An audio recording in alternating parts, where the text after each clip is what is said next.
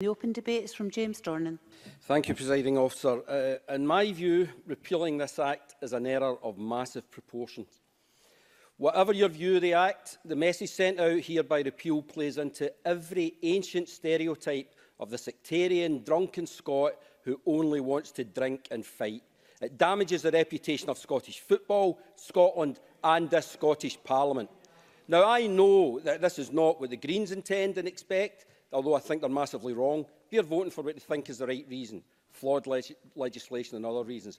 I also accept there are some in those benches who would be concerned about that, although for some it appears self-interest and or the chance to kick the government is far more important. On these benches here, this plays right into their hands.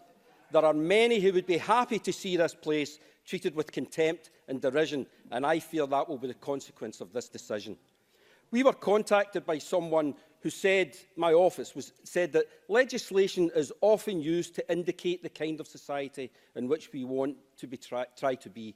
I agree, and I cringe when I think of what society people think we want Scotland to be if we vote to repeal this Act today.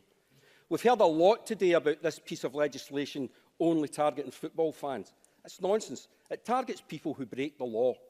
In most civilised societies, what happens then is we try to change the behaviours of those that break the law. Here, what seems to be the case is, if you get a well-organised, influential, apparently well-funded group of people who can wield some political clout, you can get a compliant politician to fight to change the law on your behalf.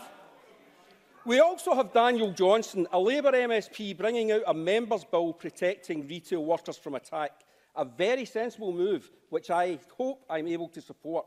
However, why is he bringing it forward when there are already laws in place to deal with assault?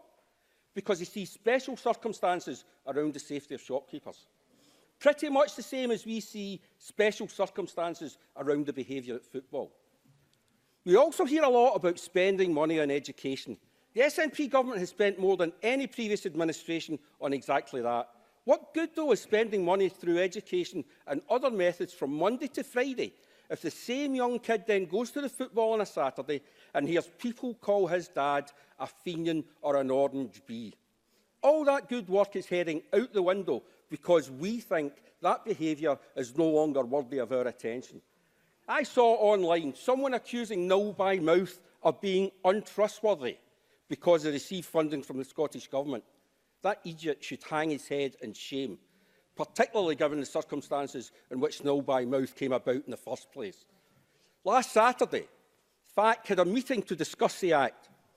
It was at first reported that the meeting was cancelled because 2 Rangers casuals came to the meeting and wouldn't promise to behave. The person who chaired the meeting denied this, and I believe him. However, he went on to say that the police were called because these 2 Rangers supporters were there and wouldn't behave. So, a meeting called about a law that doesn't let the people sing, calls the police because of a fear of the wrong kind of singing taking place. You couldn't make it up, and unfortunately we don't have to. Well, I've got it in my Twitter, so... I'm not sure when or how one group of fans got to dictate to the rest... I'm not sure when or how one group of fans got to dictate to the rest the criteria for being a Celtic fan. I've been one for nearly 60 years, saw him in both the long barn spells as a young child before Steen came and through the Macari and Brady years. And yet apparently I no longer qualify for this unique club because I oppose their right to bring sectarian songs and songs about terrorism and the loss of innocent lives, including many Irish people, into the stadium. I sang these songs. I sang them when I was a teenager during the 60s and early 70s. But times change. The situation in Ireland changed and I got older. Back then, you could smoke in a bus, be in a car without wearing a seatbelt and ride a motorbike without wearing a helmet. But you couldn't, for example, be openly gay. That was still against the law in Scotland. And what I'm saying is, times change. It appears some football fans don't. So when or if you make your decision to take us back to the 70s tonight at 5 p.m, just remember what it was like back then. Last week, a member of my staff was delivering my annual reports when one particularly irate constituent came charging out his door, scrunched up the annual report and shouted to him, "I'd never vote for that effing Celtic supporter, IRA-loving Fenian C." That's how far we still have to go. And repealing this Act will send out the message that we're not really bothered about getting there.